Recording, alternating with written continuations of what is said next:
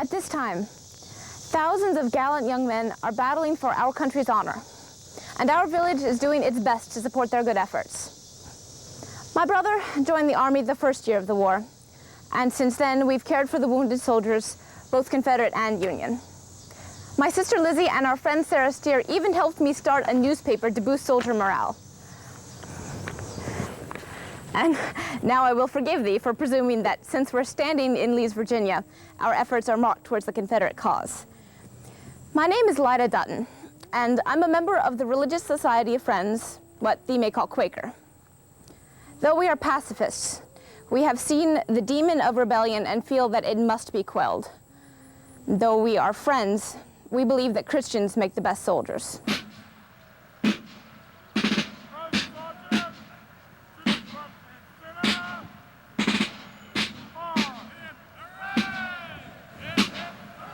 From Quaker journalist to Confederate housewife, from plantation mistress to slave woman, the following program brings to life Virginia women and their struggle to maintain hope when war was on the doorstep.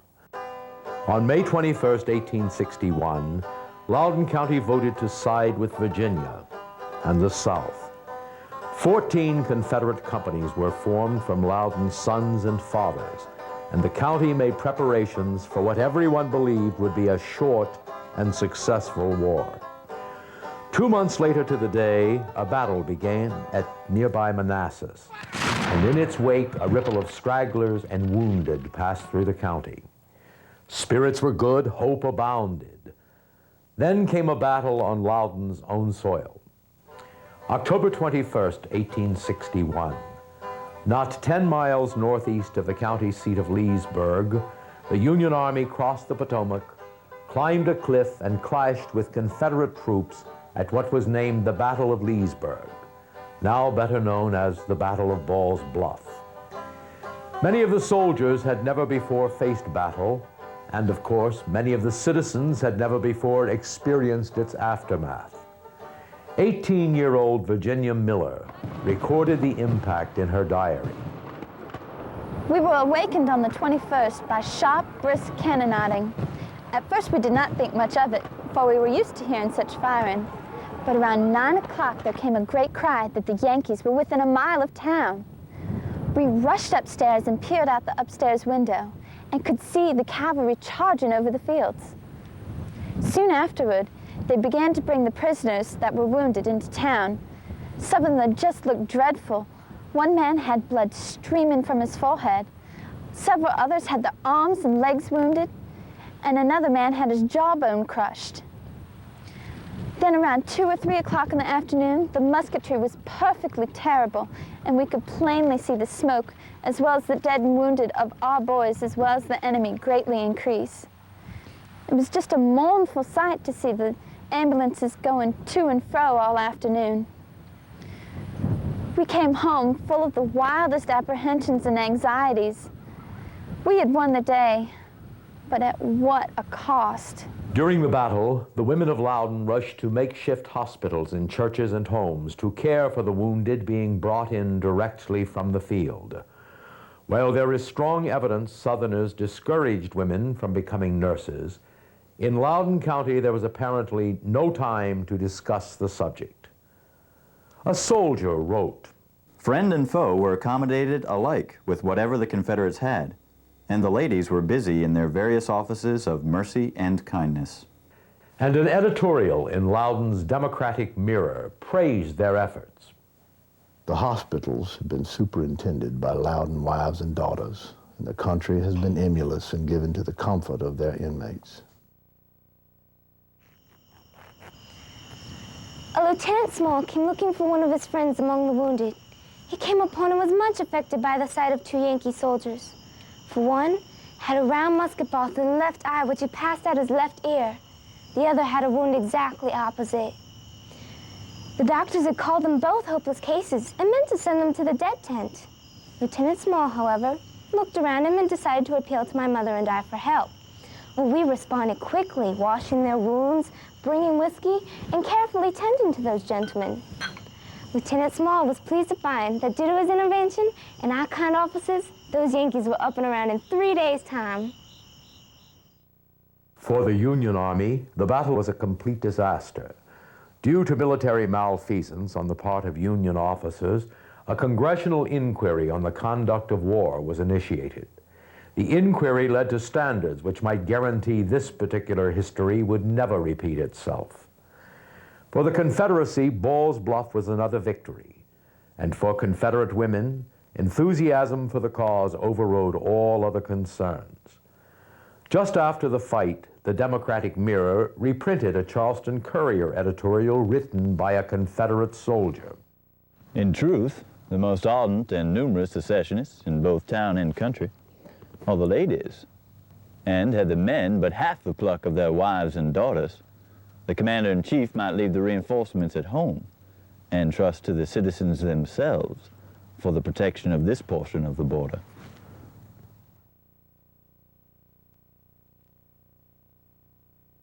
Elizabeth Carter, twice widowed, owned and managed Oatlands Plantation south of Leesburg.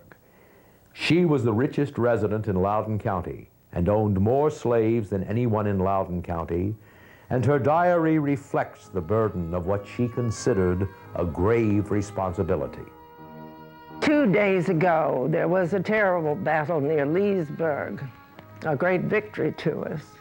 Our papers are filled with rejoicings, the northern papers with regrets and complaints against their leaders. Senator Baker, a special pet, was killed and is sorely lamented. My second son, Benjamin, came home telling of a wonderful escape. He suffered but a finger wound. Our home has been headquarters for General Evans and his troops for some 10 days now. My son George has his hands full trying to protect the place. Crops and fences are much ruined, and the soldiers are very sick. Yesterday, I received a letter from General Evans informing me that I was to leave our property by tomorrow morning and take with me whatever I consider to be most valuable. Our troops will be returning, and he is certain there will be another battle. So says General Evans. Before my husband passed, he urged me to make a solemn vow that I would keep this property in perfect order and deliver it to our oldest, George. How can I expect an army to keep such a solemn promise? And how can I decide in the space of one day what is of value to me and what is not? I was to keep the whole of it safe. Over 100 servants, overseers, agents, gardeners. I was to keep the whole of it safe. The war didn't end as planned, and Loudoun women adjusted to the fact as best they could. 2 months after the Battle of Ball's Bluff, Virginia Miller wrote, On January 2nd, we went to see the battlefield. The gentleman pointed out the place where the arm of one of the Federals was uncovered, but we did not wish to look, as horror already thrilled us at our horses standing upon the grave of 50 of the enemy before we knew where they were. The marks of the battle were to be seen all around us. Not a branch or twig in that thick wood didn't bear evidence of the terrible encounter. It was so cold that we did not stay very long or go all over the ground. We could see the Federals camped out on the other side of the river very plainly. I cannot imagine how we ever won that victory on such a field. It was due only to the hand of Providence. One Union troop, the independent Loudoun Rangers, was created in Loudoun County. The Rangers had been formed under Captain Samuel Means, a former Quaker. Means' wife, Rachel, shared his strength of purpose, but remained a Quaker, known then as the Religious Society of Friends. In early 1862, Confederate troops came foraging in Waterford, taking away horses and foodstuffs. They began to threaten to burn the town when they were done. Rachel knew her husband and a large number of Union troops with Colonel Geary were camped not 10 miles distant. And so she had an idea. I thought if someone but had a horse and could go to Colonel Geary and convince him to run those rebel troops off, that we would be safe. I thought of a friend, a neighbor, a friend of the meeting, and I went to him straight away and I said, "Friend, take thy horse and go to Colonel Geary and send us protection." And he said no. And I said, "Well, lend me thy horse and I will go." And again he said no. I thought about this and then I said, "Then I will steal thy horse and go myself." So I did. Colonel Geary's troops returned with Captain Means that afternoon, and Waterford was saved for the moment. On August 27, 1862, Captain Means' Loudoun Rangers were sleeping in makeshift headquarters at the Waterford Baptist Meeting House. They were utterly unaware the 35th Battalion had slipped past their pickets and come through the cornfields for a surprise attack. Just before dawn, White's battalion and a portion of Captain Randolph's Black Horse Brigade converged on them. It was an ambush, a highly successful ambush. Pews of the church are soaked with Union blood. Aunt Rachel Steers caring for one badly wounded Union man, and another, Edward Jacobs, is here with us. How we will keep him out of Confederate hands, I do not know, but we feel certain God will provide. Meanwhile, over in Leesburg, a young Confederate girl named Mary Lack heard about the fight at Waterford from the Confederate soldiers around town. There was a little skirmish outside of town about a mile from here Tuesday morning between the Southern cavalry and Means men. The South took them nearly all prisoners, and the Southerners have been whipping them all the time. And the North tries to make us believe that Yanks gained all the time. I went out to Oatlands last week. Mr. Gillespie had gone to Belfield.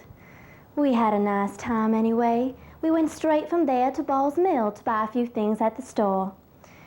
It had been 6 months since I'd seen Ma McGee.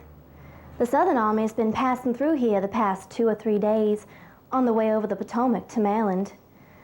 On Thursday night, Ma McGee came. I knew his voice the minute I heard it. He hasn't changed one particle. Mother brought him out to supper, and I went out to listen to the band. Directly he came to where I was, and he put his arm around me, and he pressed a kiss against my lips. My heavens, I felt like I was in heaven. He went on to tell me he had written 2 or 3 times, but I hadn't gotten one from him. We sat out in the kitchen in the back door and had a nice long talk. He stayed all that night and all the next day. Then he went to the camp. Next day he came and stayed all day. And Saturday morning, he left me for Maryland. And oh, how I love him. I love him 10 times better than I did before. God, protect him. McGee and his fellow Confederates were heading for the Battle of Antietam. Union troops also passed through Loudoun on their way to Antietam, among them a fellow named Tom who'd grown up in Loudoun. As the Union troops encamped around the town of Hillsborough, Tom presumed upon old friendship and knocked at the door of pro-Confederate Eliza Hammerly. I was right sorry to find Tom had joined with the Union, but I can't say I was surprised. I told him he'd find no support of the Union in this house. And he said he just needed a place to lay his head for the night. So I let him in. He asked me how things were going here in town, and I made myself quite free to tell him. I told him Sarah Jane was married and living in Illinois, and of course, she's Union. Dick Tavener still lives across the way in his Union, while his wife and 2 girls are loyal to the cause of secession. All 6 of the Leslie boys have joined up with the Confederacy, and half the town's men are with the 8th Virginia. And then I told him about Amy Ann Fritz's boys. Well, that woman is still living across the way in her husband's house, a rampant Union woman. 2 of her boys joined up with the rebel army, and a third, well, he went to Illinois with Sarah Jane's husband. When he got there, I think he joined up with the 68th Illinois, found himself back down here with the Army of the Potomac. And more than once, that boy has found himself skirmishing with White's rebel cavalry, the very same unit to which his 2 older brothers belong. Well, Tom says it's the demon of rebellion that sundered friends and severed families here. I've told him the only demons I've seen hereabouts are wearing blue. Then he says it looks like secession has ruined old Loudoun, that she's been between a hawk and a buzzard, and that between the two she's been made a wreck. I had to agree with the last of it. Tom then decided to go down the back hill and visit old Aunt Zilpha.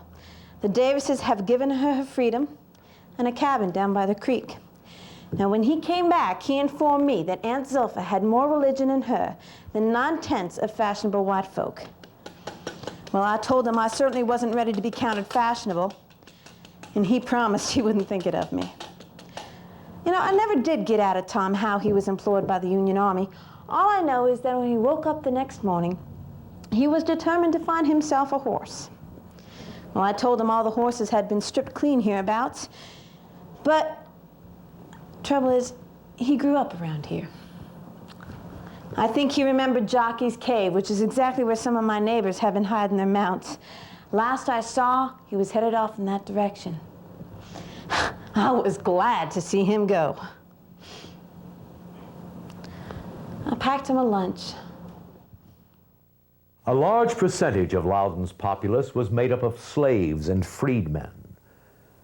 There were those who followed the Union Army, those who stayed to help their masters, and those who had no choice. Steal away, steal away. On Sunday evening, 7 Union soldiers came knocking at our door. I promised them the best we had of our goods, and I began cooking hoe cakes and bacon for them. After supper, one of the gentlemen asked about life for us in this county. Made it clear he thought I was an intelligent woman whose opinion he'd care to know. I told him my husband and our children that we were all slaves owned by the master of that fine house across the way. Old man joined up with the rebel army, left me in charge of the mistress. He laughed at that, but it's God's honest truth. She couldn't manage without me. I told him, too, I hadn't seen my husband for a month because he'd been taken by the Rebs to work on forts around Leesburg. My husband, he refused to go at first and was most brutally beaten for refusing.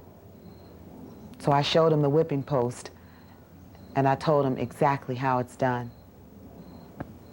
He said he hoped the war would give me and mine our freedom. All I could tell him was, I hope so, Massa, but I don't know. I don't know. In the last years of the war, 5,700 ex-Virginia slaves would return to Virginia to fight for the Union. Among Loudoners supporting the freedom of slaves, Quakers were often the most visible and thus the most long-suffering. Lizzie Dutton, Lida's sister, tells of their father, prominent Quaker John Dutton, and his detention during the first year of the war.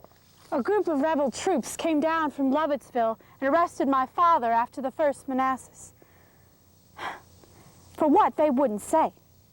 Charges pending, said the officer. They then took him to Leesburg and put him in jail. My father, jailed! It was intolerable. Mother was feeling ill, so I went to visit him there the next day. I returned to Waterford only to find that a group of Rebs had taken over our meeting house to use as a headquarters. It seemed that tyranny and rebellion ruled the day. Words cannot express. On the 18th, we received word that they were going to take my father to Manassas Junction, the railroad, to take him to Richmond. And still they had not decided on his crimes.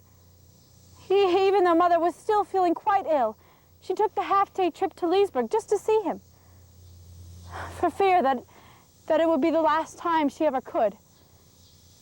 A few days later, we again received word from Father, this time with the unhappy news that he too was not feeling well. We were quite distressed. It was then that I convinced Uncle Schoolie into going to see General Beauregard with me. You see, I had heard that General Beauregard would be the one deciding my father's fate. And God willing, I decided that I was going to help him make up his mind. General Beauregard stayed until he had heard me out. Thank God that man can be reasoned with. He released Father, and we brought him home. What a happy homecoming it was. Meanwhile, Confederate women continued to support the war effort. A hospital had been established at Middleburg. Just after Antietam, Union General Pleasanton led his troops on skirmishes at Philomont and Bloomfield. When Pleasanton prevented a Confederate doctor from sending wounded Confederate soldiers from the fields of Aldie to the hospital at Middleburg, the women's anger could not be contained. They threw stones at Pleasanton's troops and waved a Confederate flag. The stones were ignored, but the flag was confiscated. As time passed and the war dragged on, the women's anger gave way to fear and grief. Miss Kate Powell of Middleburg was living with her married sister Ida when the image of a too real nightmare awakened her. Tonight I had one of the most painful and vivid dreams that I've ever had.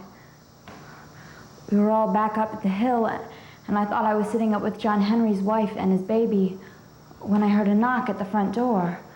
Immediately I got up and came into the passage and found Mama and Ida standing at the head of the stair while all the stairway was filled with men.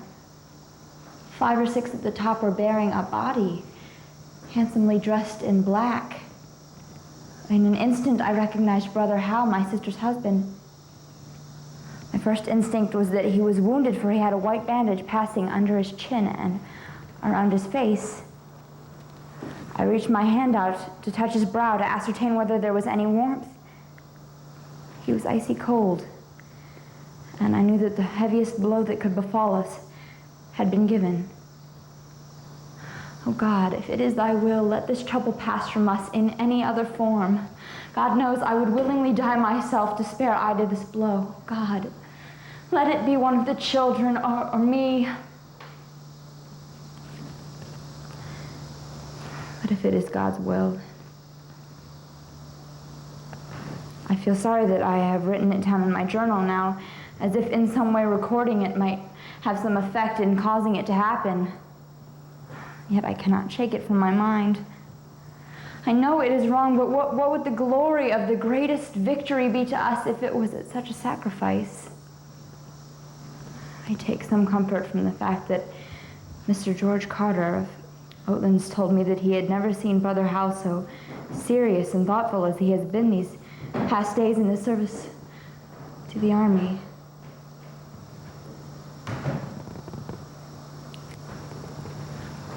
If only we could be certain that Hal was a devoted child of God, it would take so much of the sting from his death.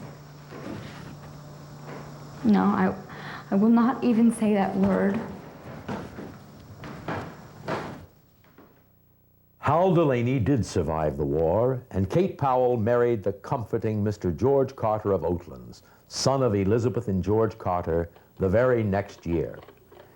While some stood stoically by, other women came to have more active roles in the conflict. For instance, a Mrs. Minor, a Confederate lady who lived north of Leesburg, became a spy. I took myself to New York on private business a short while ago, and I accomplished all I set out to do with ease. I have many friends in New York who support the Confederate cause, so it wasn't very difficult to return with firearms suitable for Confederate use. My son, Fairfax, he served with Colonel Ashby. He's anxious to return to the field, and when he's ready, I'll send him to Jackson's army, but he is doing quite valuable service where he is right now. He's remained friends with some of those Loudoun Rangers, and I pretend a friendship with Captain Means. Presently, their camp is not a mile off from our home. It's been said, and I've often said it, that I have Captain Means just where I want him. On April 1st, 1863, Colonel John Singleton Mosby and his Rangers had been guests at Miskel's farm in Loudoun when Federals surprised his troops with an early morning raid. Mosby soon rallied and chased some 150 soldiers of the 1st Vermont Cavalry east along Leesburg Pike. When the battle ceased, the Union wounded were brought to a nearby home, the residence of pro-Confederate Samuel Ankers and his wife, Henrietta. This morning, an officious Union officer came to our door and informed us that our home was to be made a Union hospital.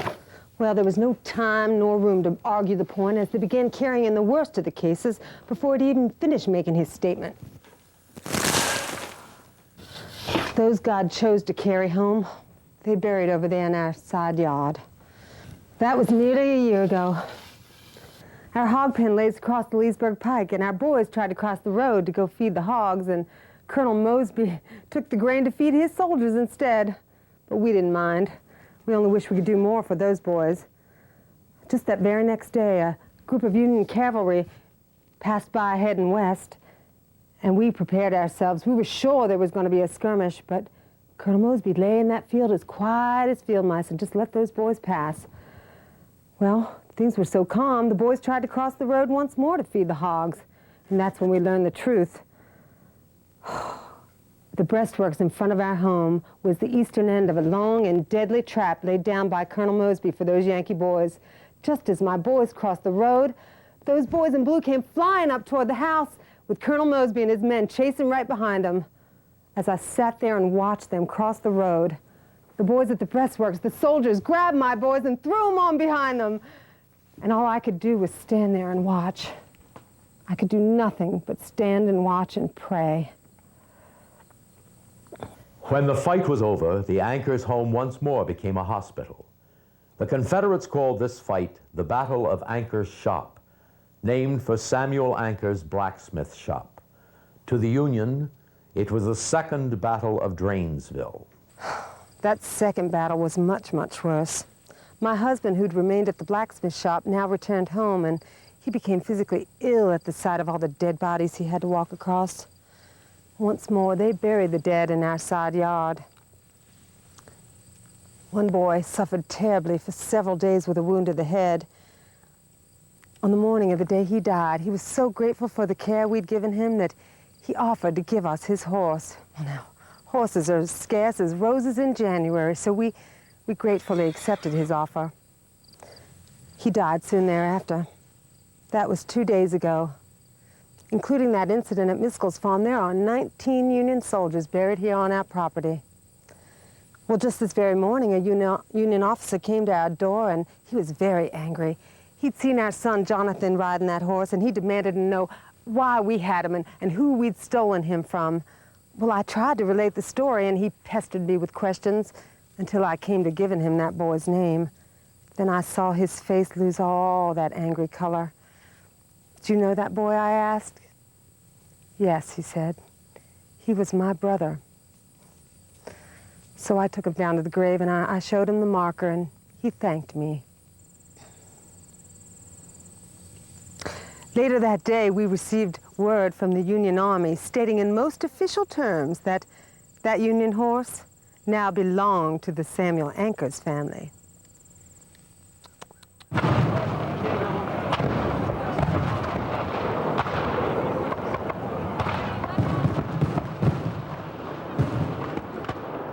Six of Loudoun's Confederate companies were with the 8th Virginia, and all 6 were present at Pickett's charge.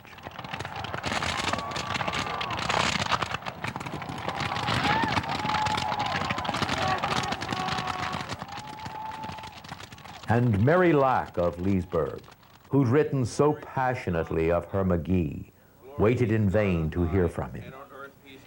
In late 1863, a little more than a year after his leaving, she recorded this in her diary. I wonder where he is now. There was a terrible battle in Maryland after he left here. I hope he'll be home to eat his Christmas dinner with me. A gentleman by the name of English said that my sweetheart would be home to eat his Christmas dinner with me. Oh, I hope he will. Wouldn't that be a jolly time? We glorify thee, we give thanks to thee for thy great It was her last entry in the diary. 8 months later, 1 month shy of her 18th birthday, Mary Lack died. Causes unknown. That takest away the sin of the world, have mercy upon us. Meanwhile, in Waterford, Lida and Lizzie Dutton and their friend Sarah Steer noted the lack of morale among Union soldiers who passed through their area and decided to do something. They called it the Waterford News. We are pleased to hear once in a while, through the medium of the sharpshooter, from our old friends, 1st Regiment Maryland Volunteers. They are a patriotic band of men and have the happy faculty of distinguishing between Union and Rebel and acting accordingly. 7th month, 2nd day, 1864. Let not kind words, loving tones, and love of good deeds cease to find a place in our hearts. Now, if ever, is the time to cast bread upon the waters when tired and weary ones are all around us, and starvation stares so many in the face. When loved ones are struggling with pain, and joy and happiness are hidden in the distance. When hope leaves us, and misery looks at us with hollow eyes. Let us be up and doing, old and young. We have no time to be idle. Every quickly flitting moment is to be improved, every space filled up. Wanted, a great big pound, sponge loaf, or ginger cake to be distributed amongst the Union ladies of Waterford, who haven't tasted any in so long. Wanted, a few stores with dry goods, molasses candy, and other stationery suited to the taste of the community. Young and handsome clerks, not objectionable. Wanted, a few young surgeons to mend our broken hopes.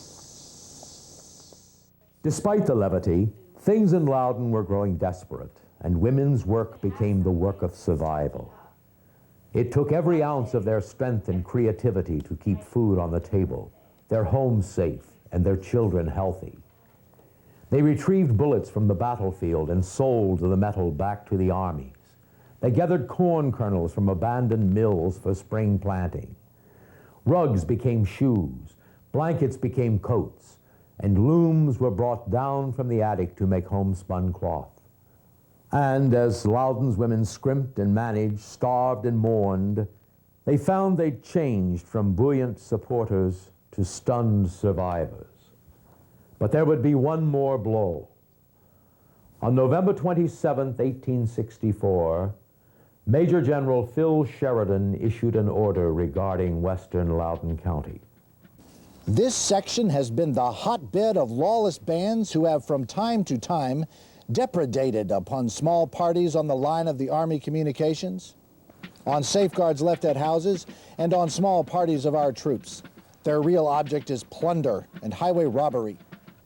Clear the country of these parties that are bringing destruction upon the innocent, as well as their guilty supporters by their cowardly acts. Consume and destroy all forage and subsistence. Burn all barns and mills and their contents, and drive off all stock in the region, the boundaries of which are above described. This order must be literally executed, bearing in mind, however, that no dwellings are to be burned and that no personal violence be offered the citizens. The Union Army called this action a burning raid. Locals called it the Fury Order. Rosanna Grubb Thompson of Hillsborough, a pro-Southern miss, was walking home when she saw the Union soldiers driving off her pet cow. Yankees are cruel people, I've heard it said, but I've never seen it so clear before today. They had my pet cow and they were taking her along with them. I ran up to them and told them, please, please don't take away my pet cow. I love her so. I cried and cried. I couldn't help it. I didn't think it would do any good, but then he handed me the rope and said, here, we won't take your pet. Go on with you. I didn't say thank you because he shouldn't have done it. He shouldn't have done any of it. In grim irony, by the end of the war, those who had the most to lose turned out to be the profitable farms of the pro-Union Quakers of Loudoun County. Just after the raid, Carrie Taylor, a Quaker woman from the Lincoln, Virginia area, sent a letter to her sister. They first wanted our horses. We begged them out of taking one. One man took our horse in spite of us, and some others drove our cows, calves, and sheep away and told us the burning party'd be along directly. Soon there was smoke rising from every shock of corn in the field, and we saw a man riding around our barn taking a survey of it. We went to him and we begged him not to burn it, told him an officer had said they weren't going to burn anymore. He said, "I am an officer and I have orders to burn." Alice and I got around him and started begging as though we were begging for our lives. I hardly know what we didn't say. He looked very resolute for some time, looked as though he might have a heart. And at last he said, "I cannot burn it." He turned his horse and rode away, told his men to mount, and they rode off. Alice said she'd like a photograph of the man at our barn, and she and I around him begging. But I think our countenances would look rather distressed. I don't feel like beginning business operations here again, but if we were to leave, we'd be almost beggars. Uncle Henry's barn was not burned, and Uncle Achilles was not, as it was so close to the house they left it. Jonah Hatchett's was not. I think he bought them off. It is said that Rachel Means stood in front of her family's mill in downtown Waterford for 2 days, informing every party of Union soldiers during the burning raid that it was the property of Union Captain Samuel Means, and as such should not be burned. And so the mill stands. Loudoun's citizenry lived out that last winter in near to starving conditions, dreaming and hoping beyond hope for peace. And then peace came. When Johnny comes marching home again, hurrah, hurrah, we'll give him a hearty welcome. Families who had refugeed began to return. Bridges and railroads were rebuilt. The dead were buried and honored. Those who had refugeed attempted to return to their homes. The hospitals were disbanded. The need for spy work became obsolete. Life on Loudoun farms returned to the business of reaping and sowing and caring for pet cows. Despite all odds, businesses were started again. At Oatlands, Elizabeth Carter had handed over household responsibilities to her new daughter-in-law, Kate. In order for the home to survive, Kate decided Oatlands would have to become a summer boarding house. Oatlands still stands, now a property of the National Trust. Hillsborough never recovered from the effects of war. Only the homes remain as evidence of the once second largest town in Loudoun County. As for the newly freed slaves, many remained in the county, and the men were able to cast their vote for presidency in the very next election. Life in Waterford returned to normal for many, but the Waterford News no longer needed printing. Lyda Dutton had fallen in love with a Union lieutenant named William Hutchinson. They were married in 1865. Lizzie Dutton was destined to wed another Union lieutenant. The third editor of the Waterford News, Sarah Ann Steer, organized a school for freed black children. Sarah gathered financial support from the Philadelphia meeting of the Society of Friends, the Freedmen's Bureau, and her friends and neighbors in Waterford. The Philadelphia meeting soon donated new books and slates and clothing for the students. The school, now known as the Second Street School in Waterford, was the first school for freed black children in Loudoun County. The stories of Loudoun County's Civil War women should be told, not just in honor of previously unsung heroes, nor to add a few more stories to the great vault of American Civil War history, but to help us understand the values needed to arouse hope in the human spirit. what it took for these Virginia women to live in the midst of war and do much more than survive. Many threats have been made about burning our houses over our devoted heads, but Waterford is still standing. And we trust it may stand long in the future to remind other generations that in its time-honored walls once dwelt as true lovers of their country as ever breathed the breath of lifelong suffering, but faithful to the end.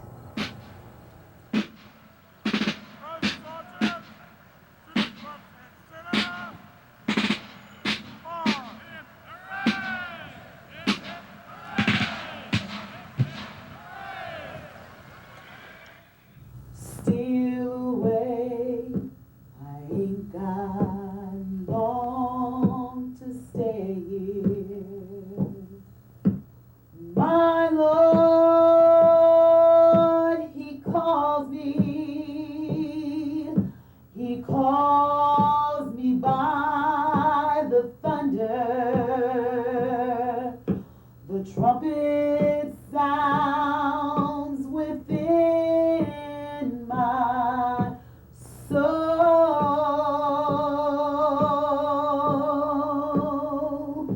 Why won't you steal away? Steal away, steal away to Jesus. I ain't got long to stay here. I ain't got long to stay here. My Lord, He calls me. He calls me by the thunder. The trumpet sounds within my soul. Why don't you steal away? Steal away to Jesus. I ain't got long to stay here. I ain't got long to stay here. Oh, Shenandoah, I love your daughter. Away, rolling river. Oh, Shenandoah, I love your daughter. Away, I'm bound away to the broad Missouri. For 7 long years I courted Nancy. Hi-oh, you rolling river. For 7 long years I courted Nancy. Away, I'm bound away to the